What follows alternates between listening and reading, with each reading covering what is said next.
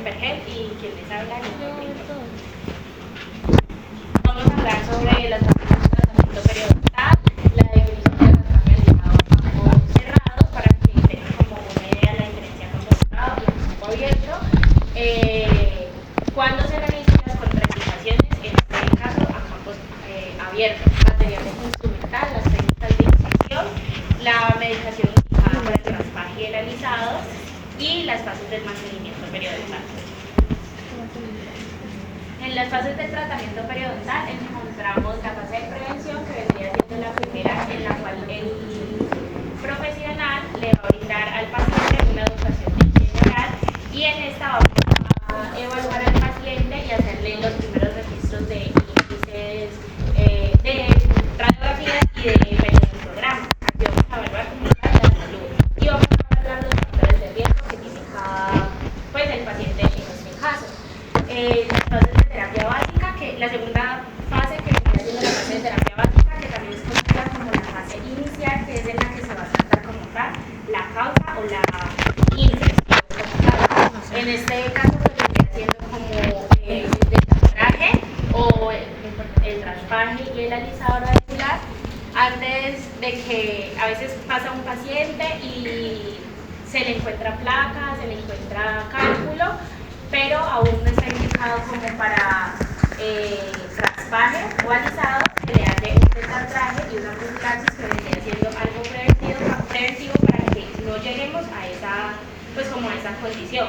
Como hay otros pacientes que ya llegan literal en esa condición y toca pues como tratar ya esa infección, esa causa, que vendría siendo ya como tal el traspaje y el alisado. Ahí ya clasificaríamos si vendría siendo a campo cerrado o a campo abierto, dependiendo de la condición del paciente y los factores de riesgo que tenga cada uno.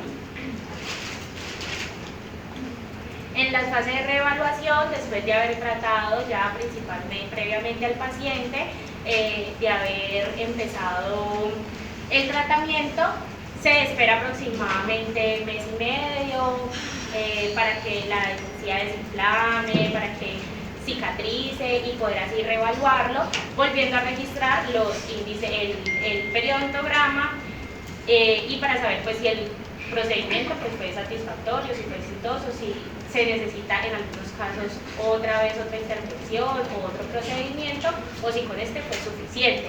Y en la fase de mantenimiento, dependiendo de la reevaluación y de nuevamente haber tomado haber registrado el periodontograma, pues podemos evaluar si la fase, hacer la fase de mantenimiento, que sería conservar lo que logramos. En la fase de mantenimiento ya lo vamos a explicar pues más adelante. Una pregunta. Devuélvase otra.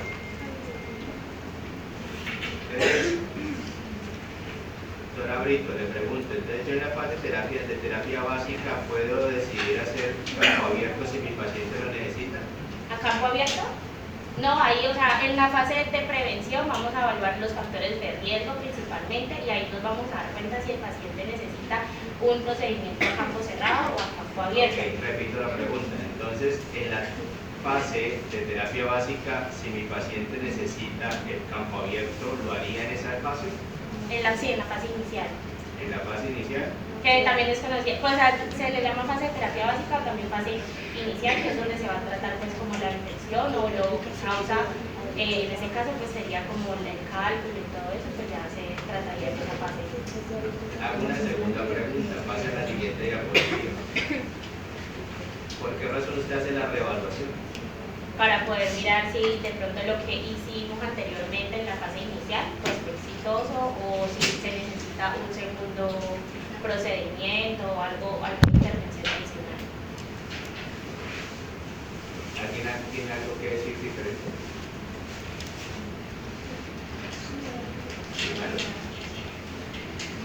Una pregunta, pero es una duda. Si por ejemplo vamos a hacer raspa y alisado radicular a campo abierto, no hay que hacer una incisión, o sea, abrir colgado, y eso le implicaría, allá es como cirugía, entonces iría en esa fase de igual manera. Esa es mi pregunta, doctora. ¿Usted qué diría? No creería que iría en esa ¿En qué fase. fase va? No, pues, En la correctiva inicial de periodoncia. Pero esa no vendría también siendo la correctiva inicial del periodo, o sea, la inicial. O sea, esa terapia básica se clasifica como la inicial. La terapia básica periodontal, si usted la quiere denominar como la que ve en su historia clínica, la denomina como fase higiénica. Por eso mismo, su nombre que usted me está dando dice muy claramente terapia básica periodontal. Entonces, en esa terapia básica periodontal, usted hace una primera evaluación. Si su paciente determina que su fase higiénica necesita profilaxis solamente porque no tiene acúmulo de cálculos, sino que solamente placa blanda, profilaxis. Si su paciente tiene cálculos supragingivales, en los cuales no tiene bolsas periodontales, haría detartraje y profilaxis. Y si su paciente ya tiene cálculos subgingivales, en los cuales tiene bolsas periodontales que no pasen de 6 milímetros, haría raspaje a campo cerrado, raspaje legalizado a campo cerrado, y después de 6 milímetros usted sospecharía que tendría que ser abierto. Pero usted ese abierto no lo decide hacer ahí. Usted primero hace campo cerrado por dos motivos. Primero, porque le puede solucionar la bolsa periodontal de 6 milímetros con uno cerrado. Usted es excelente instrumentadora y instrumenta muy bien y logró limpiar y el paciente se le recuperó.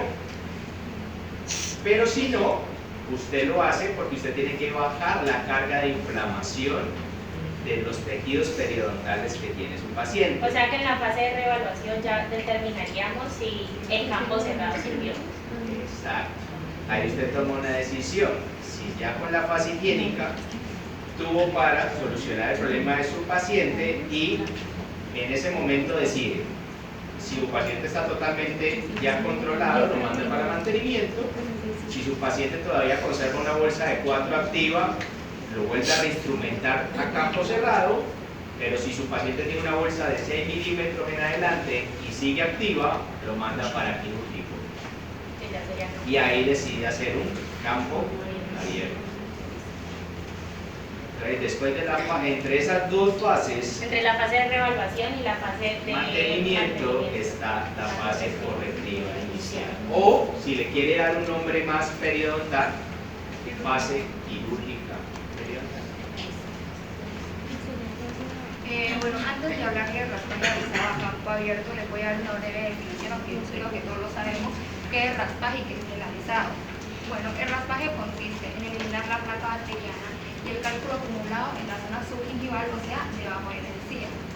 Y el alisado consiste en pulir y suavizar la superficie de las raíces de los dientes que se encuentran expuestos. Bueno, antes de hablar de raspaje alisado a campo abierto, debemos de saber el raspaje alisado a campo cerrado, que es el que venimos realizando en la práctica del laboratorio.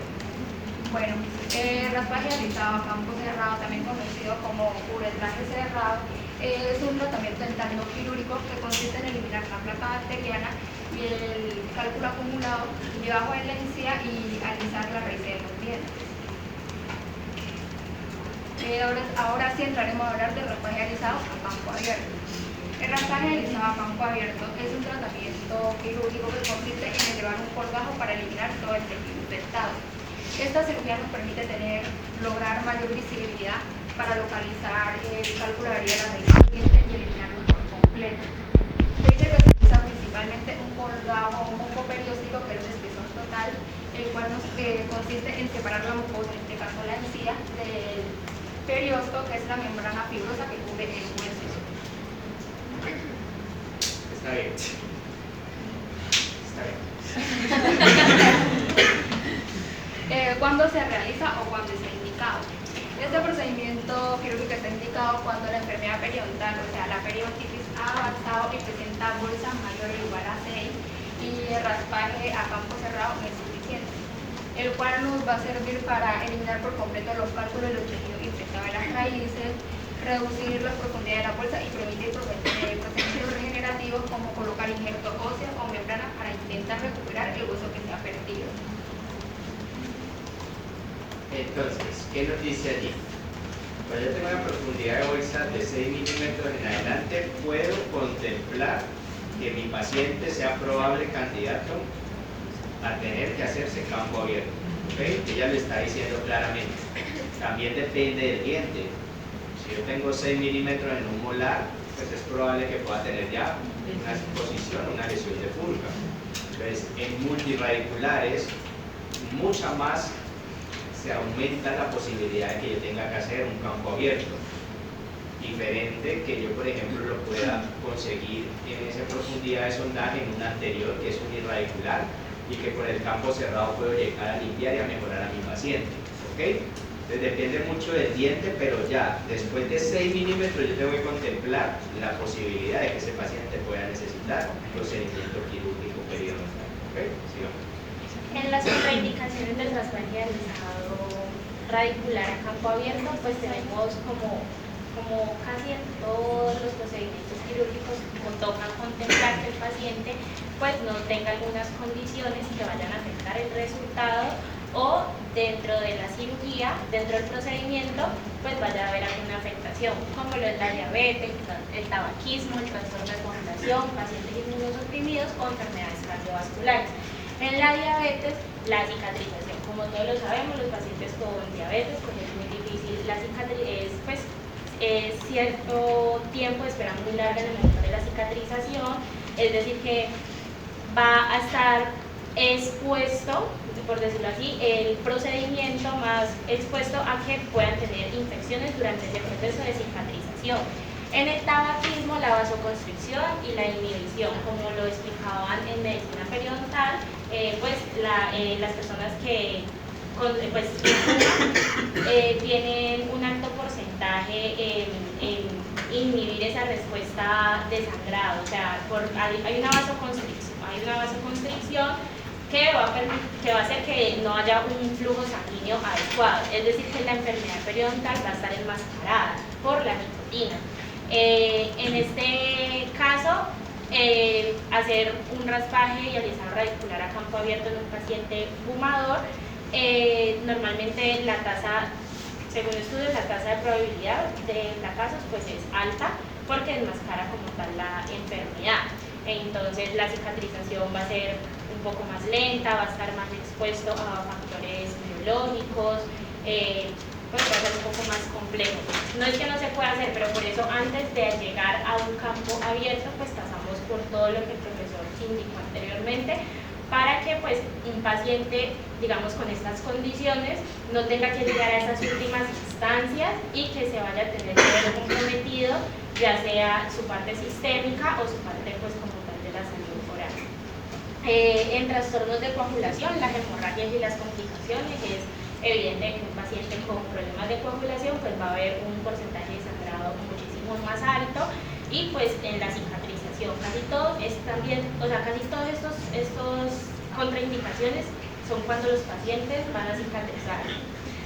En pacientes inmunosuprimidos, las infecciones y de nuevo la cicatrización, las infecciones va a estar muy propenso a que reciba una infección en ese ámbito quirúrgico, porque pues vamos a retirar como tal cálculo. El cálculo no es 100% microorganismos pues buenos, y van a poder ingresar fácilmente al torrente sanguíneo, al igual que en enfermedades cardiovasculares, el cual va a poder llegar a una endocarditis bacteriana fácilmente. O en pacientes cardiovasculares, el dolor, el estrés, la ansiedad en el momento de la cirugía pues puede provocar algún problema como tal cardíaco.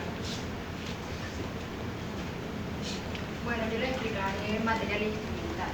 Como primero tenemos los elementos de bioseguridad, el instrumental básico, tenemos un ultrasonido y tenemos la sutura. Creo que no hay necesidad de que yo les explique para qué. Yo creo que sí. Sí. Seguro que sí. Bueno, tenemos las puretas de Grady, tenemos la 1-2 que sirve para caras libres de anteriores, tenemos las 3 y 4 que sirve para caras proximales de dientes anteriores, tenemos la 5-6 que sirve para dientes anteriores y premolares, la 7-8 que sirve para caras libres de posteriores, tenemos la 9-10 que sirve para para cara vestibular y lingual de dientes posteriores. Tenemos la 1112 que sirve para cara distales de posteriores, iniciales de posteriores, y la 1314 cara distal de posteriores.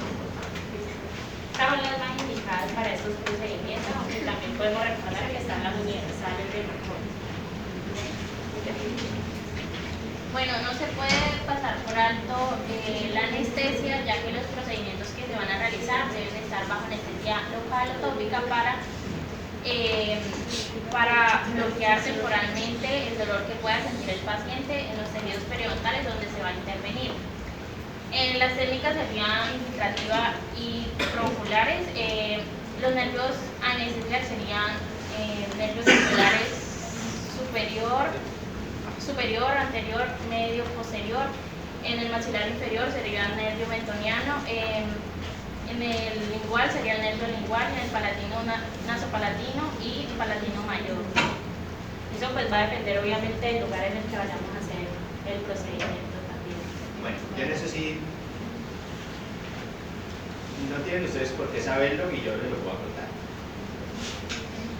Digamos que yo en la cuestión de técnica de anestesia para los procedimientos periodontales como tal, o sea, periodontales, que yo voy a trabajar en el periodonto, o sea, en la periferia de mis tejidos, yo no uso técnica troncular. Porque cuando yo anestesio, por ejemplo, un dentario inferior, lo anestesio, viene el adormecimiento o la anestesia troncular de toda la parte dental, pero para mí funciona muy bien para eso, para la parte dental, o sea, para anestesiar y bloquear muy bien el nervio, para una endo o para una exodoncia. Pero muchas veces me ha pasado que la parte más coronal del tejido periodontal me queda con sensibilidad, porque ese tejido que viene desde el tronco desde abajo no bloquea suficiente la parte coronal y superficial. Entonces yo, por ejemplo, en las técnicas para hacer cirugía periodontal, voy infiltrativa en el lugar donde voy a trabajar. Netamente infiltrativa, sea vestibular, sea lingual, sea palatino, y bloqueo de manera infiltrativa. Si voy a trabajar en la parte periférica de mi diente, hacer un alargamiento coronal, un raspaje alisado radicular, o sea, todo en el hueso, todo en la encía, todo en la raíz, ¿ok?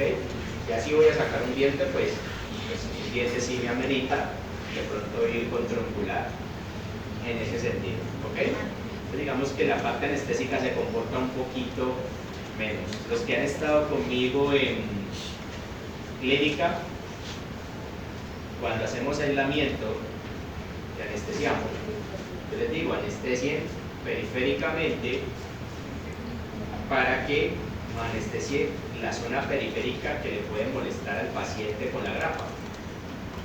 Pero en una cuestión de aprendizaje de ustedes, yo no quiero que el diente esté totalmente anestesiado, porque yo necesito que ustedes, o el paciente y ustedes, tengan la percepción de cómo están llegando al fondo de esa preparación de la caries. Entonces, el paciente le va hablando a uno qué tan cerca estoy, qué tanta sensibilidad estoy teniendo. No es que lo tengamos que hacer. Si mi paciente ya está manifestando dolor o sensibilidad en la preparación para la restauración, pues yo ya lo anestesio, pero ya me da una idea de que yo ya estoy teniendo sensaciones endodónticas o pulpares de mi paciente a la hora de hacer esa restauración, cosa que no sé si yo lo tengo totalmente anestesiado, ¿ok? Y eso me modifica mucho el protocolo que yo vaya a seguir. Porque si ya mi paciente me manifestó molestia pulpar, pues ya sé que pulparmente está sintiendo y voy a necesitar de pronto un protector pulpar, así lo anestesie después y le termine de hacer la restauración y quede en dentina. ¿Ok? Entonces a mí no me gusta, por ejemplo, a mí, Manuel Barrera, no me gusta que esté totalmente anestesiado ocularmente o dormido el diente a la hora de hacer una talla, de usar una fresa. Por ese motivo es que lo hago así. Digamos. Tenemos el uso del láser, que decimos que al combinar el láser con el raspaje, lo que nos va a ayudar a tener una mayor eliminación de bacterias en bolsas periodontales, reducir la hipersensibilidad y potenciar la cicatrización. En este caso la cicatrización va a ser un poco más rápida y, digamos así, de forma mejor. Usted muy bien lo dijo. El láser como coayudante del raspaje y el alisado radicular con cureta. El gol estándar a la hora de hacer un procedimiento de raspaje y alisado radicular es hacer raspaje y alisado radicular. Y el raspaje y el alisado radicular se hace con curetas. Que haya coayudantes que nos potencian los resultados, sí. No quiere decir que yo abrí la boca y le mandé candela con láser y solucioné el problema. O ayudante al tratamiento manual, ¿ok? En este caso, el uso del láser en cirugía en tejido blando, en este caso la gingivectomía, que como sabemos es el recorte de encía. El procedimiento va a ser más rápido, va a Es ser más... otro tema. Ya me meta la gingivectomía, que eso no... Bueno, va a ser más rápido. Otra cosa que tiene el láser y que es importante, dicen que a base de calor, digamos que nos ayuda a contrarrestar bacterias. Ojo, las enfermedades periodontales más agresivas, que avanzan mucho más rápido, casi siempre tienen características de que no tienen mucho acúmulo de cálculo. Uno llega y abre las raíces y uno dice, ¿qué quito? Porque uno no ve ni un cálculo, uno no ve nada, ve unas manchas ahí y uno dice, ¿qué diablos raspo y qué diablos quito? Y resulta que bacterianamente son las de mayor destrucción y más rápida, y a edades jóvenes. Entonces, en ese sentido también es bueno el láser, porque yo ya hice mi instrumentación manual y digamos que ese calor me ayuda a matar lo que yo no logro ver. Porque yo el cálculo logro ver una unidad acumulada de bacterias, pero lo que no veo, y veo un grado de destrucción a tercio medio y tercio apical, entonces también es importante en ese sentido. Cirugía en tejidos duros, pues se utiliza para eliminar eliminación de caries, preparación de cavidad y corte de hueso con alta precisión. Ojo, qué bueno que lo dice. En tejidos duros ayuda a eliminar caries, pero como coayudante, ¿qué hay que usar?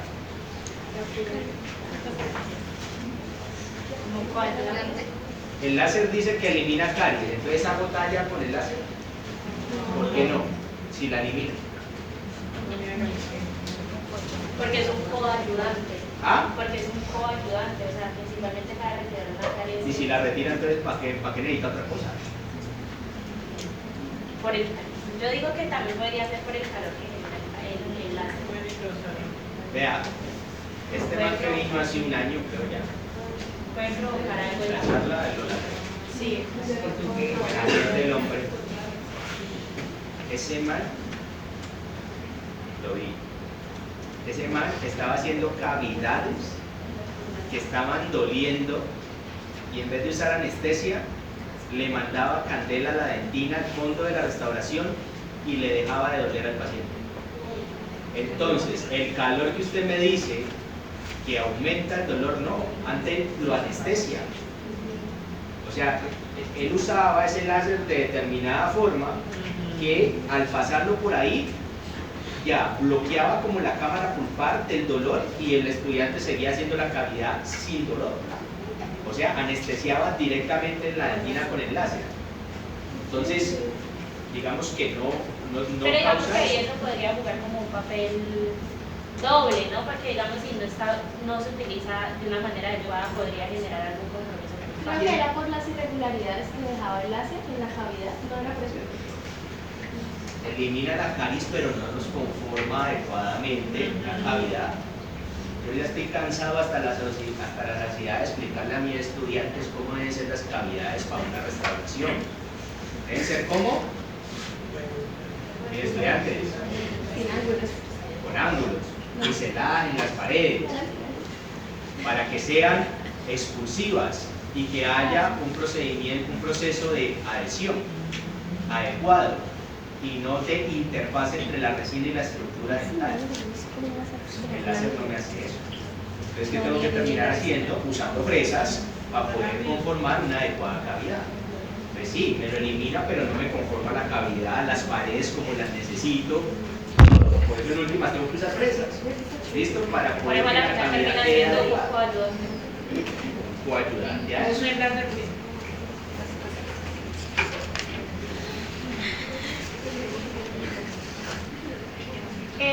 Técnicas de incisión. Dentro de este procedimiento, las técnicas de incisión son fundamentales ya que permiten la visibilidad, el acceso y la correcta manipulación de tejidos.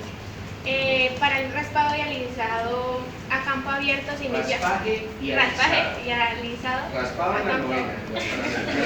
a campo abierto se inicia con la incisión intracircular, que se desliza el bisturí desde el surco hasta el hueso para retirar la encía del diente sin tocar los tejidos. De ahí complementamos con la incisión interdental, la cual se encarga de cortar las fibras de la papila para liberar el tejido entre los dientes y para liberar el qué? Para liberar el tejido entre los dientes. De ahí podemos complementar con incisiones de descarga o verticales para una mayor visibilidad, pues sí, en caso de que se necesite. También está el colgajo de Whitman, el cual fue diseñado en 1918 y se presentó como una cirugía radical, la cual se encargaba de eliminar completamente las bolsas periodontales. Esta se hacía con incisiones verticales, en la cual se exponía el hueso alveolar. Era muy eficaz, pero estéticamente no dejaba buenos resultados porque la raíz de los dientes quedaba expuesta y los dientes quedan con sensibilidad dental. En 1974 salió por Ramphal y Nisley, salió el colgajo modificado, de Whitman modificado, que se hacía mediante 3 incisiones: la crevicular, las incisiones horizontales y a bisel interno. Esta tenía una gran ventaja ya que el colgajo se levantaba de forma mínima, entonces al terminarse el tejido se reposicionaba para cubrir el hueso y abrazar el diente y mantenía la altura y la estética de la persona.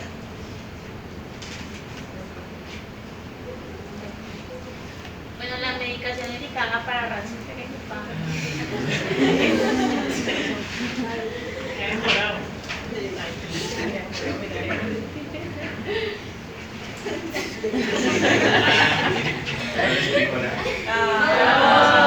Mentira.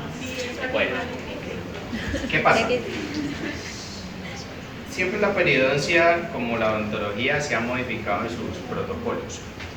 Entonces, antes Whitman, para que entiendas, Whitman llegaba y tenía una bolsa periodontal de 8 y llegaba ahí, ¡pum!, la eliminaba y dejaba recesiones y no levantaba un colgajo, simplemente cortaba la bolsa periodontal con biseles externos. Es como yo llegar aquí, yo tengo una bolsa de aquí a aquí, la quito y ¡pum!, y formo recesiones.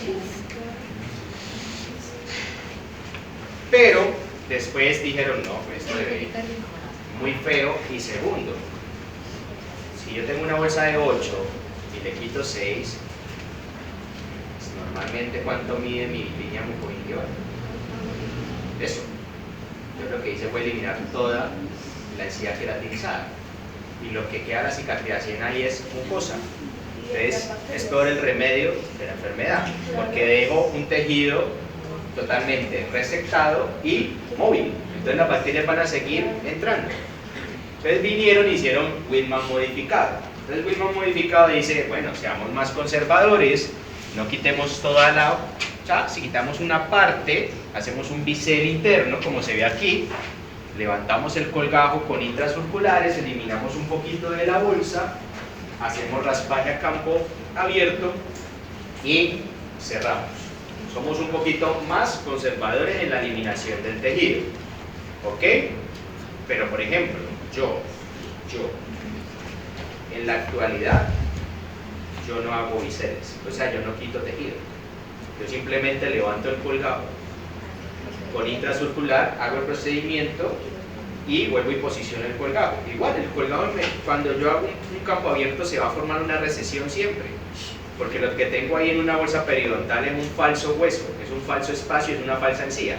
Entonces yo cuando elimino todo eso, el hueso queda a nivel medio o a nivel apical, y cuando llevo los tejidos, ¿a dónde van a reposar? Allá, donde está el tejido sano que es sano. Entonces igual formo una recesión, pero conservo más tejido que queratinizado. Y ese tejido queratinizado se me adhiere al tejido nuevo y me va a dar un poquito de mayor fortaleza adherida para que las nuevas bacterias no entren más fácil.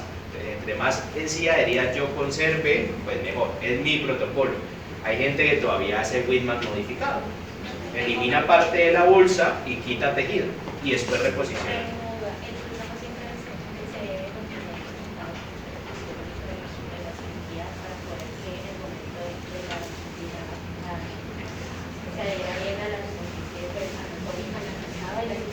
Sí, la respuesta es sí. Siempre los colgajos deben estar humedecidos con suero para que no se empiece a formar el coágulo.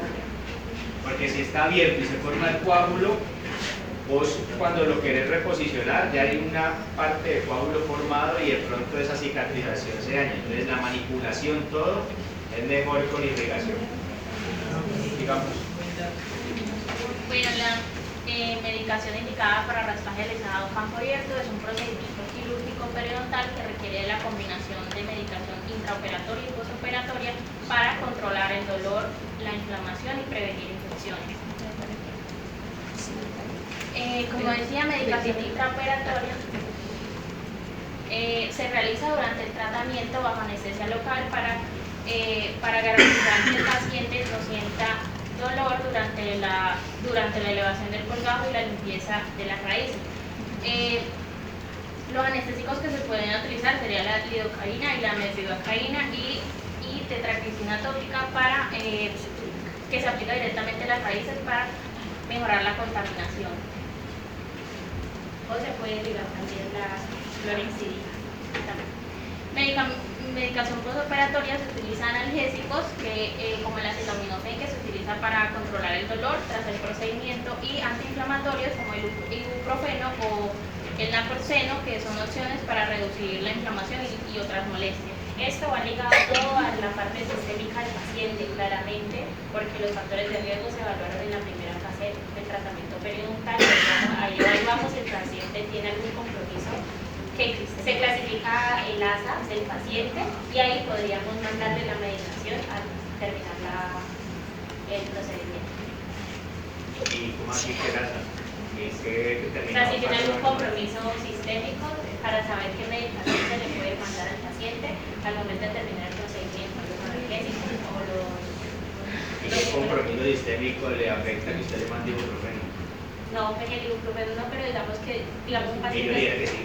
Un paciente con diabetes o un paciente con alguna, digamos que es alérgico a algún medicamento, pues toca tener en cuenta a qué medicamentos,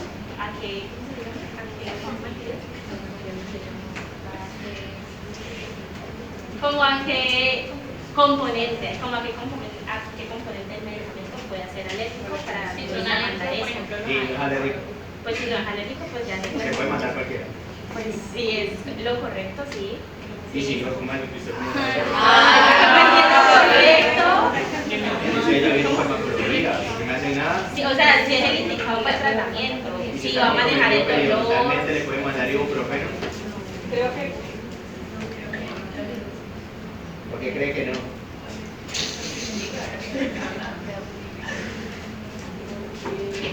inhibe como un proceso,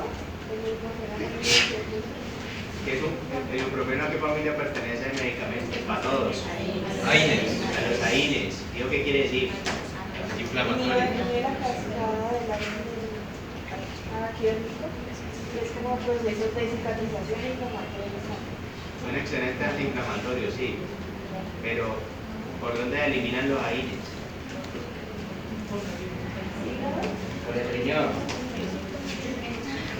tiene un paciente hipertenso, ¿qué le tiene que cuidar? El riñón. Se llama farmacodinamia, farmacocinética, por donde se eliminan 1000 medicamentos. Y no, si mi paciente tiene un compromiso hepático y yo le mando un medicamento que lo elimina por el hígado, lo mato. Y no estoy hablando de sentido figurado, lo mato. Es lo importante que es saber qué medico. Los anestésicos. Por ejemplo, los anestésicos, ¿por dónde elimina la lidocaína? Por el hígado. ¿Y por dónde elimina la articaína? Por el plasma. Entonces, si mi paciente tiene un compromiso hepático, ¿con qué lo anestesio? Con articaína, preferiblemente, porque no lo va a eliminar por el hígado. Si le meto lidocaína, lo puedo estar matando. Es importante la farmacología. Bueno, en anestésicos locales se recomienda el uso de enjuagues con clorexidina durante las primeras semanas post cirugía para reducir la carga bacteriana en la zona de sutura.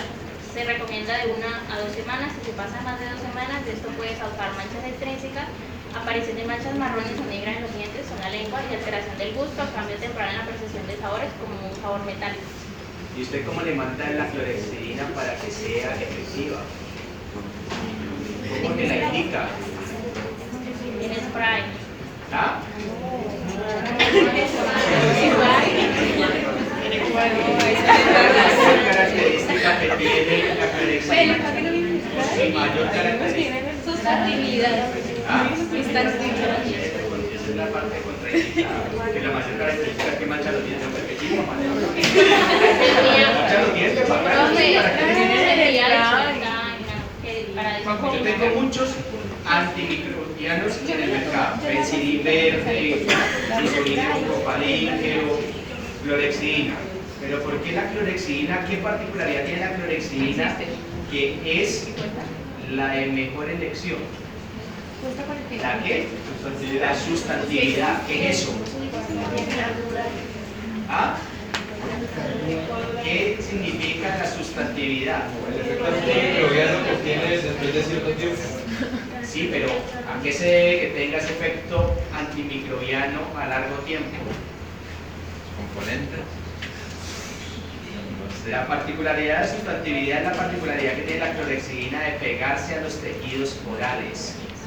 ¿Cuánto dura el efecto de sustantividad de una clorexidina? 48 horas. 12 horas.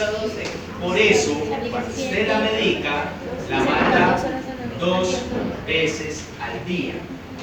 Y por eso la tiene que medicar 30 minutos después de cepillarse. Porque los dentríficos en boca, o sea, ¿qué son los dentríficos? La crema dental, gracias. La crema dental inhibe la acción de la sustantividad. Entonces, si mi paciente se acaba de cepillar y hace la clorexidina no se le va a pegar a los tejidos. ¿Entonces sirve para qué? Para nada y para nada. Entonces, así la medico. Por eso la medico así. ¿Y por qué la tengo que medicar 24 horas o 48 horas después de la cirugía?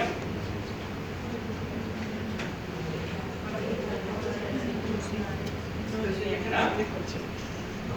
Porque en las primeras 24 horas se me está conformando el coágulo de sangre. Si yo pongo a hacer a mi paciente buches, le puede dar hemorragia porque suelta el coágulo. Sigamos. El éxito del tratamiento no depende únicamente del procedimiento clínico, sino del seguimiento posterior. Por eso es importante decirle al paciente que tiene que seguir una fase de mantenimiento donde le vamos a hacer una reevaluación para poder estabilizar los principios. Donde vamos a realizar una reevaluación integral del paciente, analizando variables como el sangrado, el sondaje, la movilidad, entre otros, para poder así ver si hay una recaída o si sí conseguimos esa estabilidad. Durante las citas de mantenimiento se realiza también los procedimientos como remoción de placa, cálculo, refuerzo de higiene, motivación del paciente y control de factores de riesgo. Y los controles se deben hacer de forma periódica, aproximadamente cada 3 o 4 meses, pero esto puede cambiar dependiendo de los factores de riesgo de cada paciente, que es lo que veníamos hablando de las